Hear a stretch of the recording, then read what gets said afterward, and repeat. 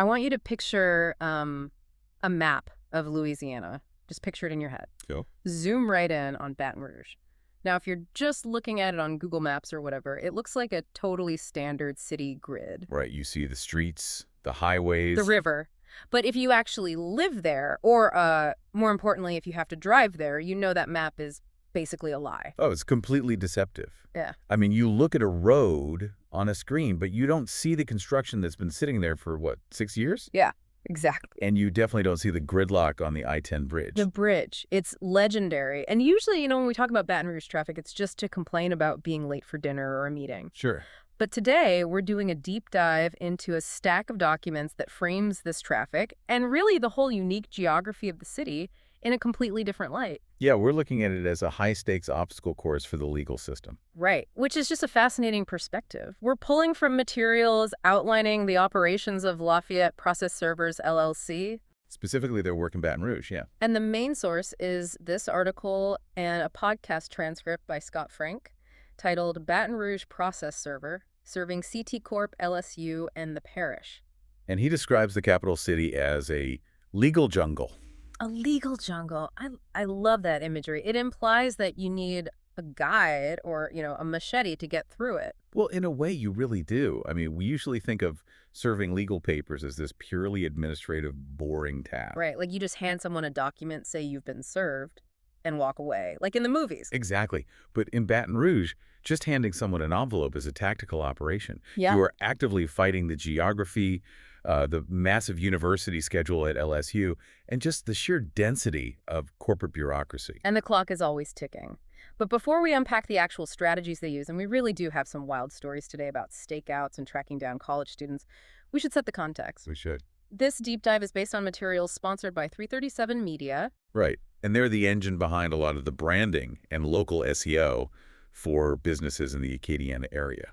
They basically ensure that when someone is panicking because they have a lawsuit that absolutely has to be served today, they can actually find the experts who know how to navigate this jungle. Which is critical. Yeah. So let's start with the first major conflict identified in the research, which is the national approach versus the local approach. This is a classic tension. Okay, so let's say I'm a lawyer in Chicago. Okay. I need to sue a company down in Baton Rouge. My instinct, honestly, is to just Google process server and hire some big national chain. Because it feels safe. It feels corporate and reliable. Yeah, it feels standardized. You assume a massive company has the resources to get it done anywhere. But the source material argues that this is actually a massive error when it comes to Baton Rouge specifically. Scott Frank calls it a failure of local precision. So break that down for me. Why exactly does the big national firm struggle so much there? It really comes down to the business model itself. A national firm is often just a middleman. They take the order from that lawyer in Chicago, and then they scramble to find anybody on the ground to actually do the job. And who are they finding? Well, often they just mail the papers to the local sheriff, which can literally take weeks. Or they hire a gig worker. A gig worker, like someone who delivers fast food on the side. Essentially, yes. Someone just picking up random tasks on an app. Now imagine that person. Okay. They aren't a trained legal professional. They're getting paid a flat, probably pretty low fee. They pick up your legal papers and head toward the address. But then They hit the I-10 bridge at 3:30 p.m. the death zone. Total gridlock. Oh, man. They're sitting there, burning gas, wasting their own time. And because they are a gig worker, they're doing the math in their head. They realize they're losing money by just sitting in traffic. Exactly. So what do? They turn around, they mark the job on their app as attempted not served, and they just move on to an easier delivery. And the lawyer up in Chicago just gets a generic notification saying, "We tried," and probably assumes the defendant is actively evading them. Yes. But the defendant wasn't hiding at all. The server just got defeated by the geography of the city. Wow. And here is why that matters so incredibly much. In the legal world, specifically in the 19th Judicial District Court in Baton Rouge, deadlines are absolute. The documents specifically mention prescription deadlines. Right. That's the Louisiana term for the statute of limitations. Right? Correct. So if you have to serve a petition by Friday to stop the clock on that statute, and your gig worker gives up on Thursday because of bridge traffic, your case is dead. It is dead. It's not just delayed for a few days, it is extinguished completely. You have permanently lost the ability to sue. That is genuinely terrifying. I mean, millions of dollars could be on the line, and it all falls apart just because someone didn't know a back road around a bridge. Which is exactly why the source emphasizes knowing the routes, the rules, and the runarounds. The local precision. Right. A local server knows that if the bridge is backed up, you immediately take the cut-through in Port Allen. Or they know that game day traffic actually starts clogging up on Friday, not just Saturday. It's about navigating a hostile environment to ensure the legal system can actually function. Precisely. Okay, so that covers the physical traffic on the roads. But the documents also highlight another type of congestion in Baton Rouge, corporate congestion. Oh, this was really interesting to dig into. Baton Rouge is effectively the legal headquarters for thousands of out-of-state corporations. Because they have to register there to do business in the state of Louisiana? Exactly. When you incorporate a business, you have to designate a registered agent. Right. That's the person or entity appointed to officially accept legal papers. And in Louisiana, there is a massive concentration of these agents right in Baton Rouge. The two names that kept coming up over and over in the source material were CT Corporation and CSC. CT Corporation System. They're located on United Plaza Boulevard. They are the absolute heavy hitters. If you are suing a major insurance carrier, a huge retail chain, or a national trucking company, you aren't walking into their actual corporate headquarters. You're walking into CT Corp in Baton Rouge. Yes. And the source material describes serving them as a daily route. It sounds like a milk run. It has to be a daily route. These aren't normal offices where you just knock on a door, walk into a lobby, and ask to speak to a manager. Right. They are massive, high-volume processing centers. They have strictly enforced acceptance hours. If you show up at the wrong window or the wrong time of day, you just get turned away. And again, that statute of limitations deadline is looming over you. Always. There was a great testimonial on the files from a woman named Sarah T., a managing partner at a family law firm. Her story really captures this panic. She needed a same-day filing at CT Corp. She was basically completely out of time. Pushed right up against the wall. A national firm would have likely just said, sorry, it's too late in the day, we'll put it in the queue for tomorrow. But tomorrow would have been too late for her case. Exactly. So she calls the local team. And they treat it like a relay race. Because they run that specific route to United Plaza every single day. They know the clerks behind the desk. They know the shortcuts through the parking lot.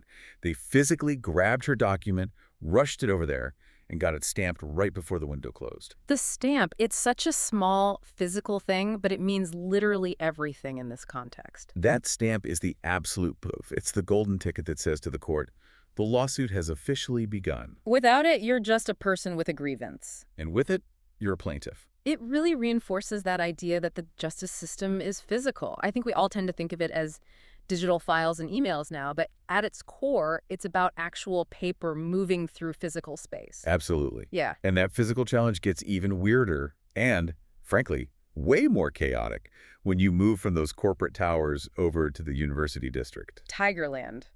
The LSU factor. This is a completely different beast. I gotta say, I remember my college years. I was not exactly what you'd call stable. I think I moved apartments every 9 months. And that is the norm for students. Scott Frank calls it the LSU Student Shuffle.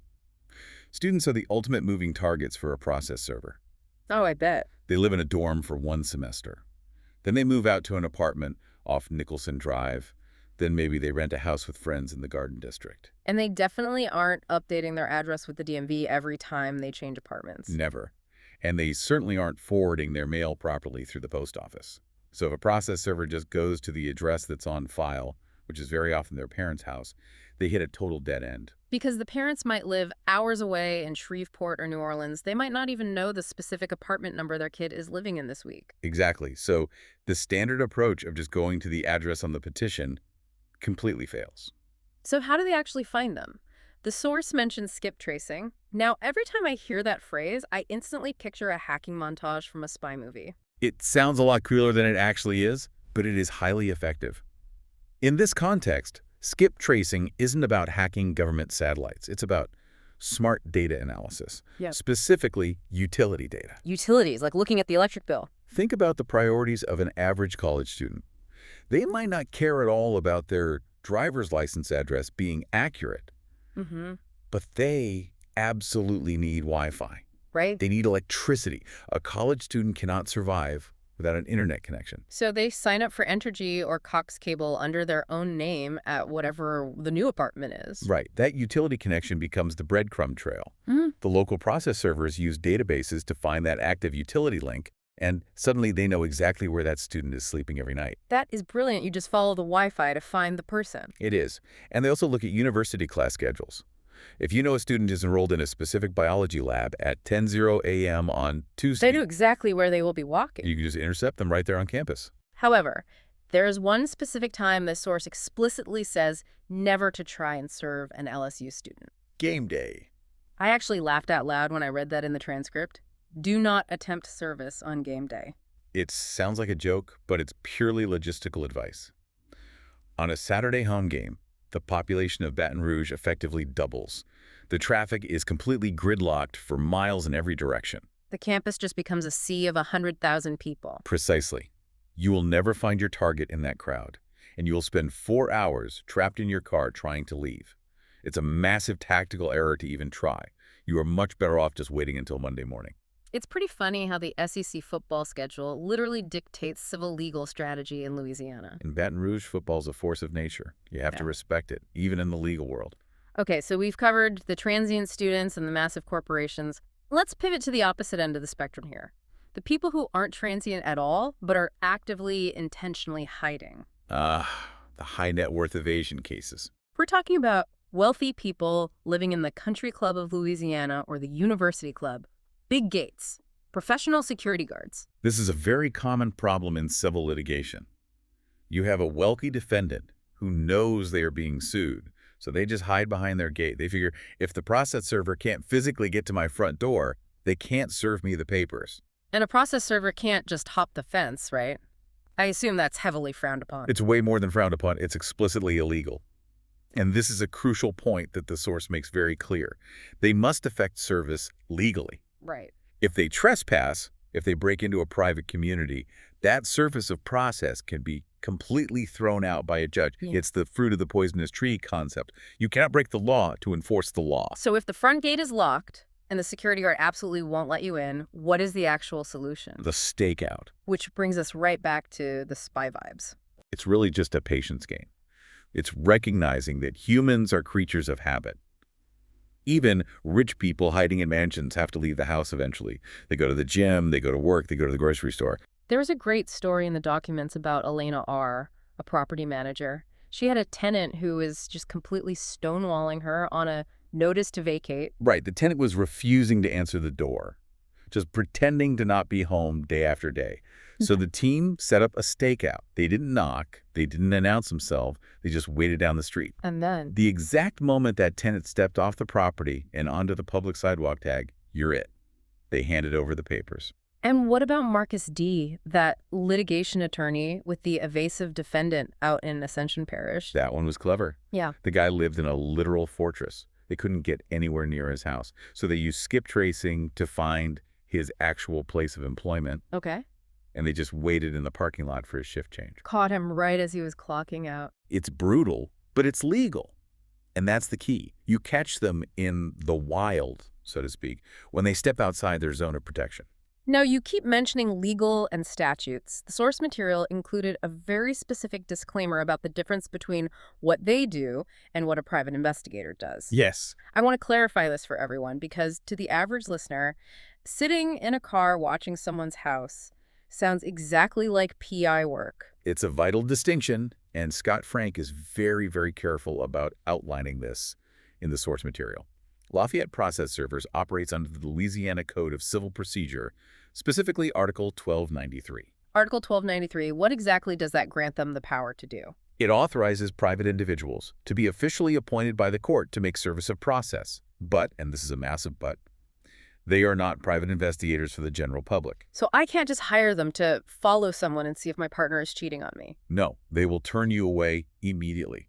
A licensed private investigator has a very broad license to investigate all sorts of civil and criminal matters. These process servers only perform skip tracing or surveillance strictly in connection with a legal document that has been ordered by a court to be delivered. So the investigation part is just a tool to finish the delivery job. Precisely.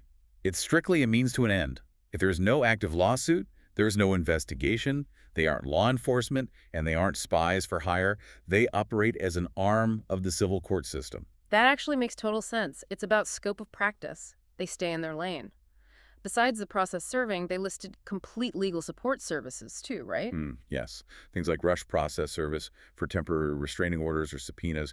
They also act as courthouse runners. Which means physically filing the documents at the 19th JDC. Right, and they offer courier services for secure transport between Lafayette and Baton Rouge. It's about liability. They know the strict boundaries of the law because their entire business model depends on their service holding up in front of a judge. Exactly. If they cross the line into harassment or illegal surveillance, the whole case they are working on could collapse in court. Speaking of the court, let's touch on some of the real insider knowledge from the podcast transcript we reviewed. Scott Frank talks about the 19th Judicial District Court like he owns the place, or at least like he knows where all the skeletons are buried. In a way, a truly good process server does own the place.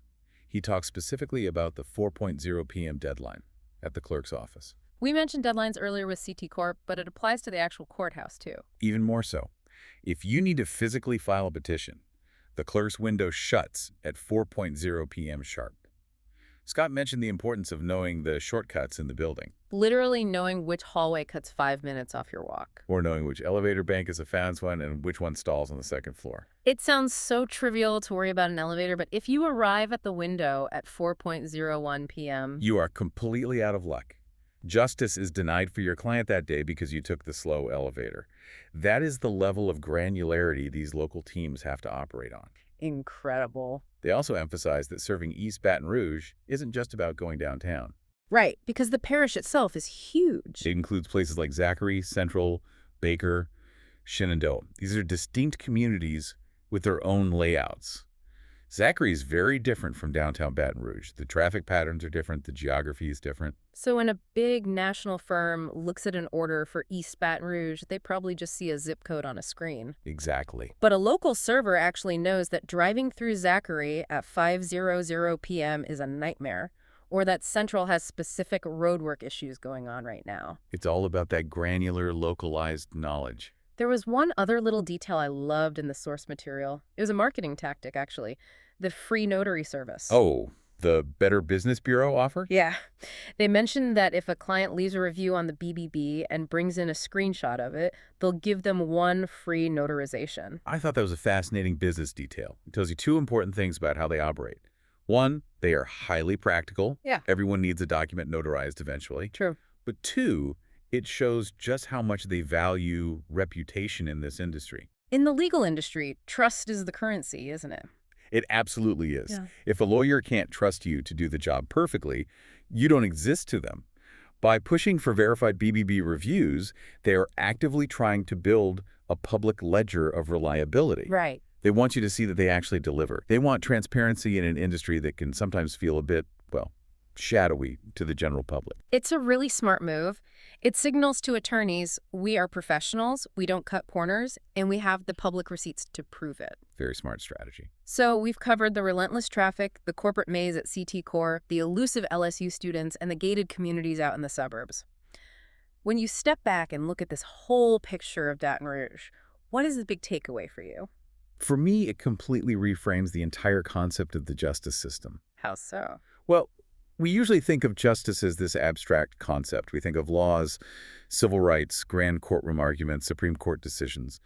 But this deep dive proves that the justice system is also fundamentally a logistic system. It's entirely physical. It is. A multi-million-dollar lawsuit is just a theoretical idea until a physical piece of paper travels from point A to point B. Wow. If that piece of paper gets stuck in traffic on the I-10 bridge, or if it can't get past a security gate code in Ascension Parish, or if it just can't locate a sophomore in an off-campus dorm, the entire legal process grinds to a halt. The law doesn't happen until the logistics happen. Perfectly put. Yeah. And in a highly complex environment like Baton Rouge, with its mix of state political power, massive corporate presence, and chaotic university life, you just can't rely on an algorithm or the post office to get it done. You need a human being who actually knows the terrain. It definitely makes you appreciate the invisible machinery running in the background of the courts. We see the sharp-dressed lawyers on TV all the time, but we don't see the guy sweating in traffic trying to get the subpoena stamp before the window closes. And that guy is arguably just as important to the outcome of the process. Well, next time I'm stuck on the I-10 bridge, instead of just being annoyed at the delay, I'm going to look around and wonder if the car next to me is carrying a massive lawsuit that needs to be stamped by 4 Bureau PM. Honestly, odds are someone in that traffic jam is on a mission just like that. A huge thank you to the source material provided by Lafayette Process Servers and Scott Frank for letting us peek behind the curtain of the Red Stick legal scene. And again, a nod to 337 Media for their role in bringing this info to light. It was a fascinating look at the absolute nuts and bolts of the law. I want to leave you with a final thought today. We talked a lot about data and skip tracing and following digital Wi-Fi footprints. But at the end of the day, serving process is one of the few things left in the modern world that legally requires face-to-face human contact. That's true. You cannot email a subpoena to a ghost. In a world where we do literally everything remotely, Zoom meetings, remote work, digital court filings, the most critical step in kicking off a lawsuit is still entirely analog. You have to physically track someone down, look them in the eye, and hand them a piece of paper. It's a grounding reminder that no matter how digital our lives get, we still live and are held accountable in the physical world. A very provocative thought to end on. The digital world still completely relies on the physical one. Thanks for listening to this deep dive. We'll catch you on the next one. Goodbye, everyone.